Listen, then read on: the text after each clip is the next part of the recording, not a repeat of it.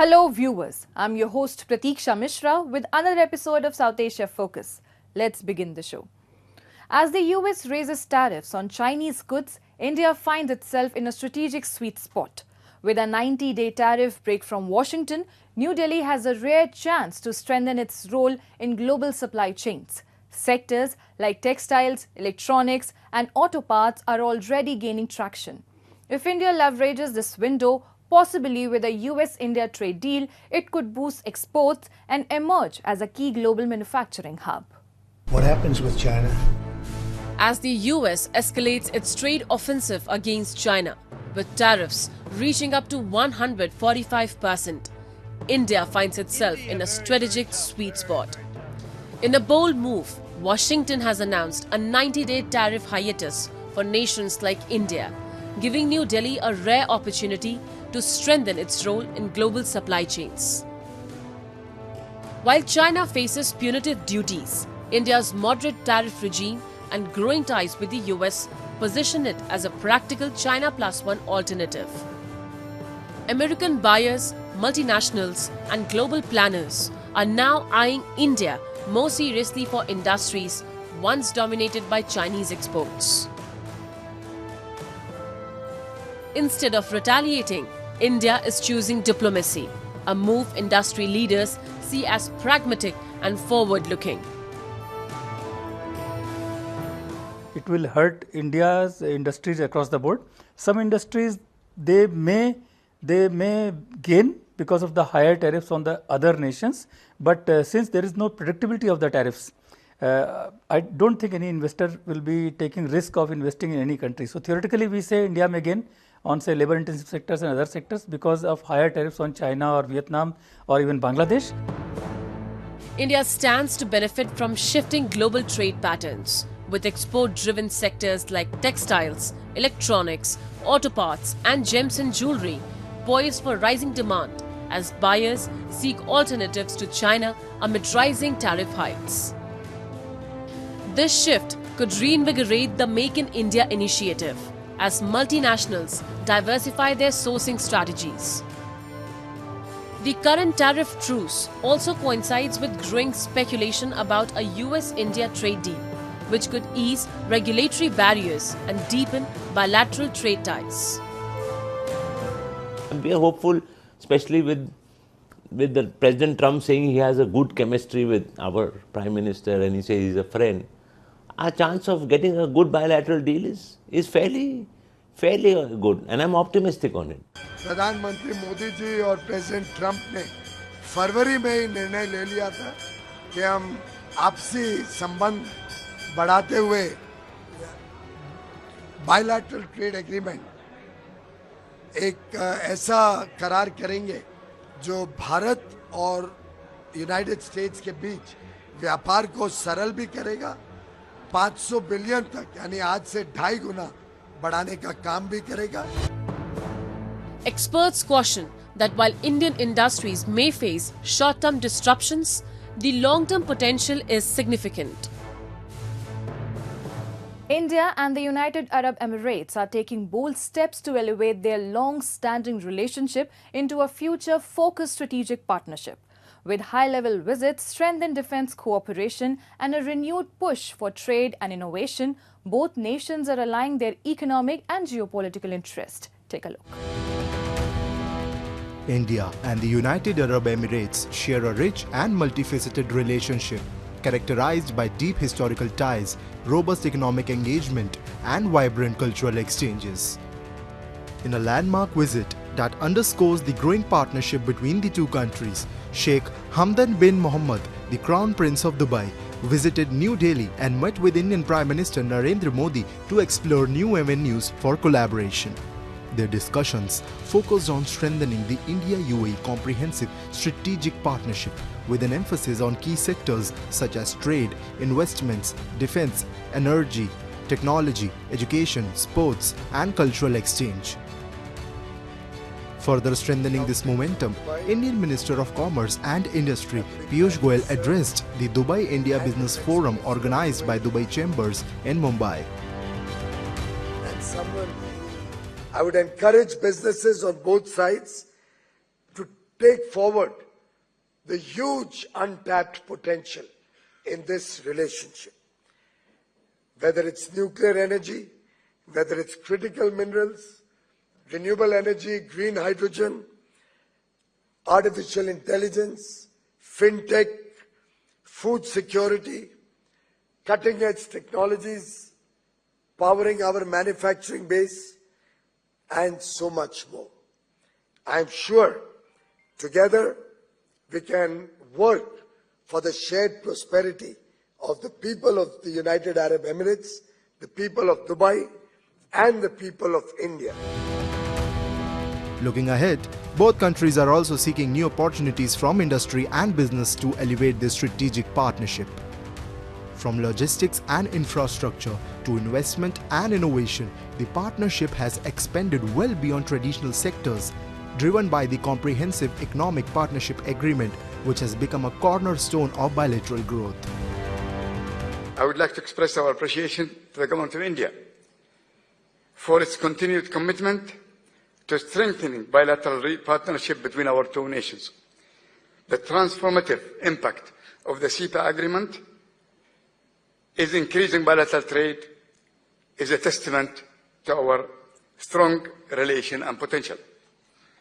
At DP World, we are proud to be an enabler of this trade growth, backed by long-term investment in the UAE and India to drive inclusive economic growth and prosperity.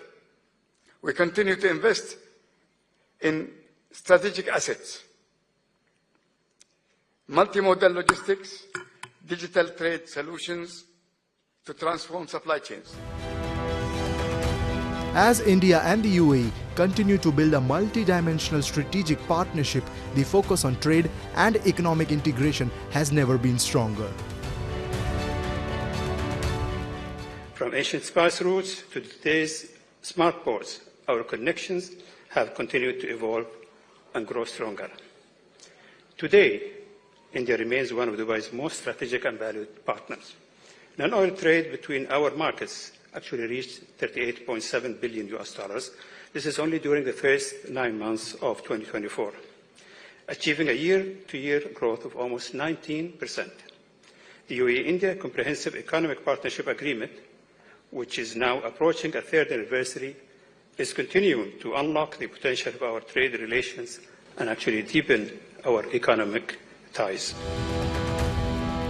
As both nations chart a new area of cooperation, the India-UAE partnership stands as a model of mutual growth, regional stability, and global connectivity.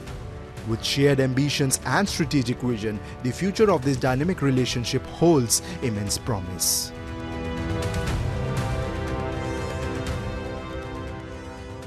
Time now for Asia This Week, the stories from across the continent.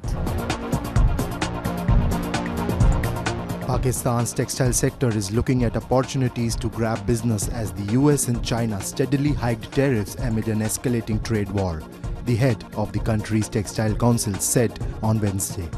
The textile sector in Pakistan generates about $17 billion in exports and is the largest employer in the country, according to Fawad Anwar, chairman of the Pakistan Textile Council.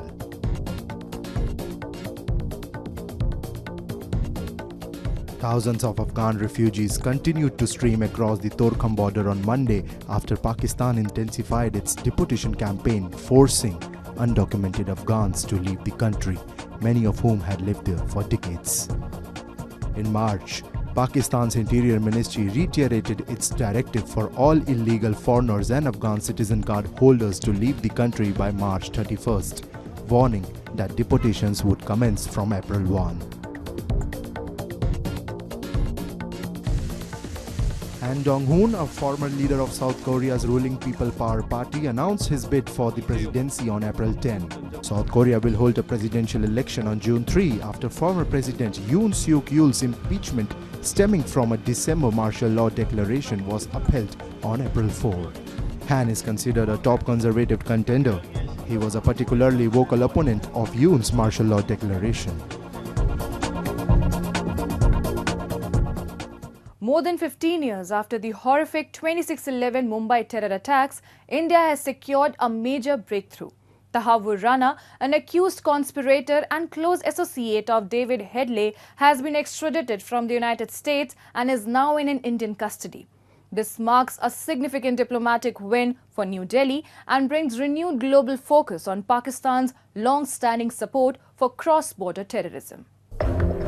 After years of legal hurdles and courtroom battles, Tahawwur Rana, a key accused in the 2008 Mumbai attacks, has finally been extradited to India from the United States. The Pakistani origin Canadian businessman arrives to face trial for his alleged role in one of the deadliest terror attacks on Indian soil. This comes after a prolonged legal battle in US courts, culminating in the Supreme Court denying his final plea to block the extradition. His extradition marks a critical step forward in India's pursuit of justice for the 166 innocent lives lost in the 26/11 carnage. I think it's a very important development, and especially because it brings a closure to the families who were affected by the dastardly attack in Mumbai on 26/11. And to those hundreds of families who lost their loved ones or people who were injured, to them it brings a sense of closure. To the people of India, it brings a sense of closure because finally we feel that, okay, though delayed, justice will finally be done. And this person will be convicted by an Indian court and given Indian punishment. Now that is a very important message. And I think it will have psychological reverberations across the terrorist world. All these people who harbor terrorists and the terrorists themselves, especially the masterminds, they are getting the message that regardless of what you do, you will face justice at some point of time. And then once this message goes across to them, they will be very careful in carrying out further attacks. So I think it is very important messaging also which is going across to the world.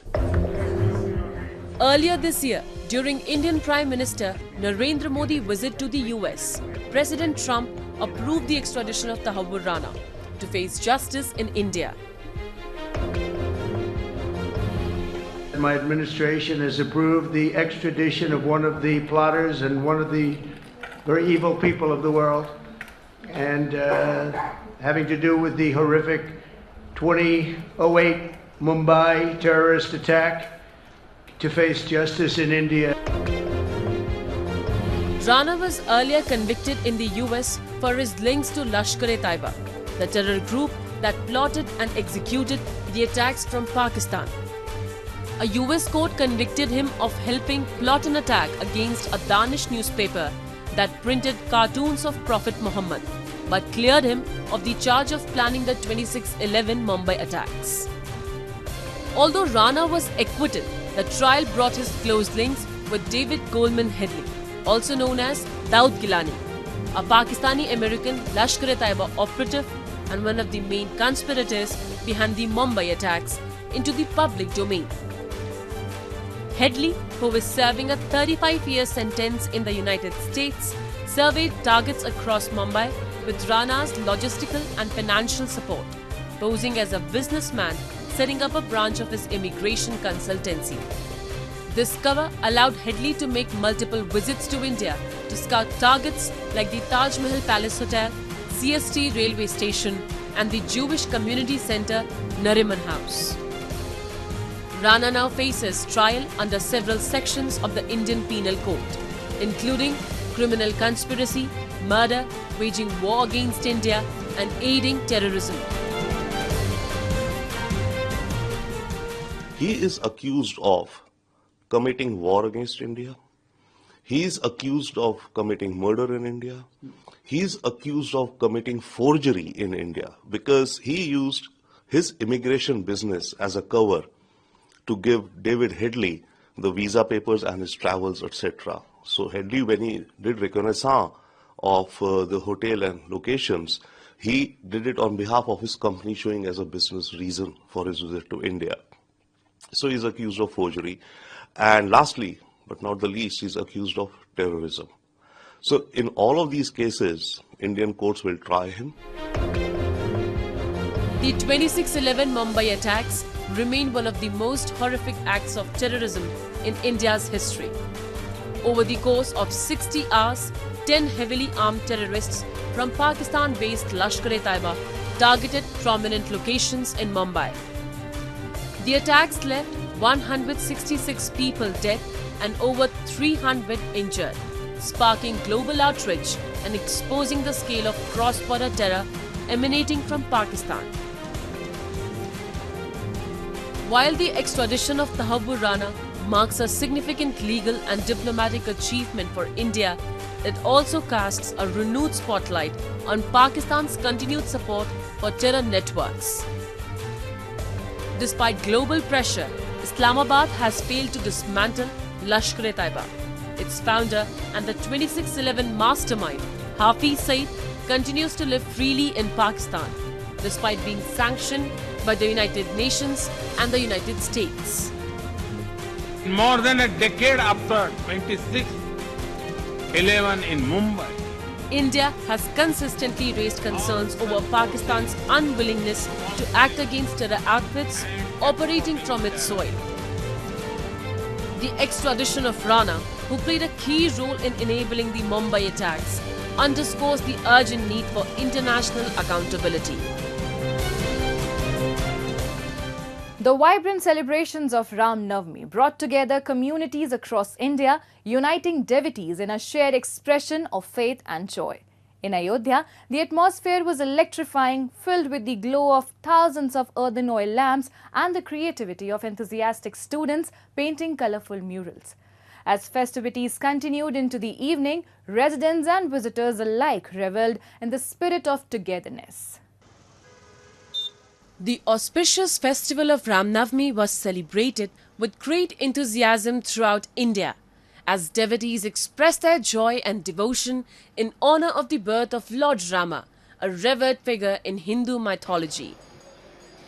This vibrant festival featured various rituals and cultural events, showcasing the rich traditions of Hinduism. In the holy town of Ayodhya, the epicenter of the celebrations, residents gathered to illuminate the streets with thousands of earthen oil lamps.